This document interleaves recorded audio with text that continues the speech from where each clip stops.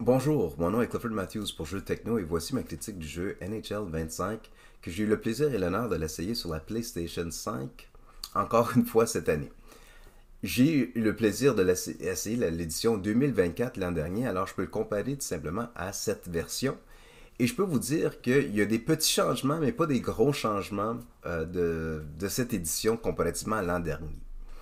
Les gros changements cette année, c'est qu'on voit que au point de vue des graphiques, au point de vue de l'animation et la fluidité du jeu est rehaussée de ce cas-ci, mais pas vraiment d'une façon qu'on peut dire qui est remarquable, qui est vraiment là, hors pair. C'est juste que pour loader d'une image à l'autre ou tout simplement là, voyons, de la vitesse du jeu, on voit que le tout est un petit peu plus rehaussé. Par contre, comparativement à l'an dernier, c'est plus ou moins le même jeu. C'est juste que dans ce cas-ci, c'est tout simplement l'alignement, le déplacement des joueurs d'une place à l'autre qui a été mis à jour. Mais ça aussi, au cours de l'année, quand on joue en ligne, le line-up des affaires de genre se font. Ils ont une mise à jour là-dessus aussi. Ce qui est un petit peu différent cette année aussi, c'est que on a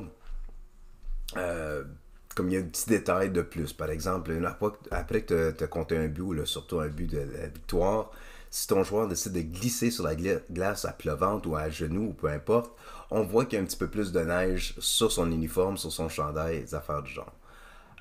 Au point de vue, ce que je regarde souvent, c'est la foule. Souvent, quand dans les jeux de cette envergure, on voit le même visage à plusieurs reprises dans la foule.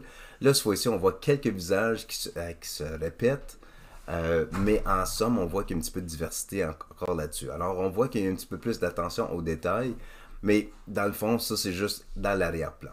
Au point de vue des joueurs en soi, on voit qu'ils ont mis un petit peu plus d'attention, un petit peu plus de détails, justement, des effets, des expressions faciales des joueurs, puis pour que ça ressemble plus ou moins aux joueurs authentiques que juste vraiment des copies conformes là, à d'autres joueurs comme dans le passé.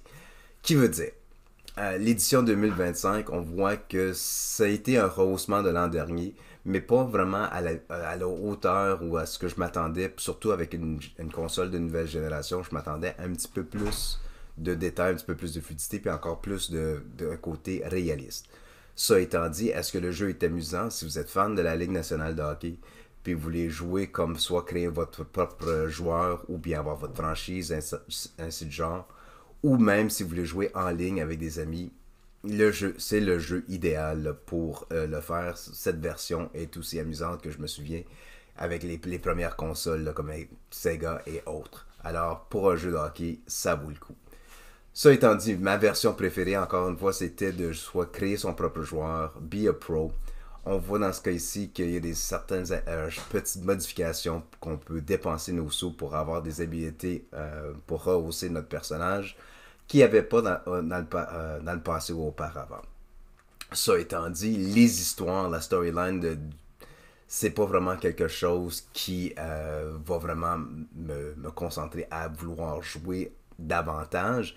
Je vais jouer parce que j'aime le jeu, mais les storylines en soi, c'est pas ça qui va m'encourager à continuer de le faire. Storyline, c'est encore la même chose. Hey kid, comment ça va? Comment tu te sens au point de vue de notre équipe? Ainsi de suite. Je pense à ce temps-ci, qu'est-ce qu'on devrait faire, c'est soit compter un but ou juste empêcher l'autre équipe à compter. Des affaires du genre. Alors, au point de vue storyline, ça, c'est pas plus prometteur que ça. Au point de vue franchise, encore une fois, on est le directeur gérant. On essaie de tout simplement faire des transactions, essayer de manipuler notre équipe, nos alignements, ainsi de suite. Alors, c'est pas rien de sorcier. Est-ce que c'est amusant? Oui. Ou l'aspect qui est un petit peu plus en détail, c'est le Ultimate Hockey qui veut dire que on collectionne des cartes pour créer notre alignement parfait pour jouer en ligne contre nos amis ou contre autres adversaires dans le monde internet, sur le web, qui est amusant. Mais en même temps, moi, de préférence, c'est de jouer contre mes amis de longue distance. Alors, pour ce côté-là, c'est super le fun. L'édition 2025, comme j'ai mentionné, c'est vraiment le côté graphique, côté l'animation des affaires du genre. C'est une coche au-dessus de l'an dernier, mais pas vraiment. Il n'y a pas une grosse différence entre un et l'autre. Au point de vue trame sonore, la musique a été choisie. Il n'y a pas de musique auquel que je me sens que je suis dans un aréna, des affaires du genre, ou un amphithéâtre. Quand je joue, par exemple, si je prends un joueur je me fais repêcher par les Canadiens de Montréal, je me sens pas comme je suis au Centre Bell, ou je me sens pas comme je suis à la place Banque Scotia à Ottawa, ou peu importe. La musique est juste la musique bien ordinaire. Il n'y a rien qui démarque plus un aréna qu'un autre. Alors pour ça, je suis un peu déçu. Euh, mais ça étant dit, les commentaires des commentateurs, c'est très répété. Surtout dans le BA Pro, on a des Riff Raro, par exemple, qui nous donne notre progression, qui nous explique notre progression des affaires du genre. Il n'y a rien là-dessus qui est hors de l'ordinaire. On voit que c'est des commentaires qui ont été répétés à plusieurs fois. Alors, il n'y a pas vraiment quelque chose de unique dans ce cas ici. Ça étant dit, si vous avez l'édition 2025 pour amateurs de hockey, ça vaut le coup. Autrement, si vous avez l'édition précédente, c'est aussi amusant que dans le passé. J'ai hâte de voir si l'édition 2026 va rehausser encore pour vraiment être à la hauteur d'une console de la nouvelle génération pour vraiment pour m'épanouir, pas m'épanouir, mais dans le point époustoufler, dans le fond que je veux vraiment avoir un produit là, qui sème la réalité, quand je me sens vraiment que je suis dans l'amphithéâtre ou dans l'aréna. Et puis qu'on voit plus de détails, comme par exemple le reflet de la glace. On voit un Zamboni, plus de commentateurs qui donnent des situations comme des situations sur le jeu tel quel. Par exemple, là, il est proche d'un tour du chapeau, il est vraiment proche d'un jeu blanc, d'un blanchissage. Il arrive, il va arriver à une saison de 48 buts. Est-ce qu'il va se rendre au 50e but cette année? Des affaires du genre. Alors, un petit peu plus de réalisme sur le côté de hockey, ça c'est super le fun. Mais qui sait?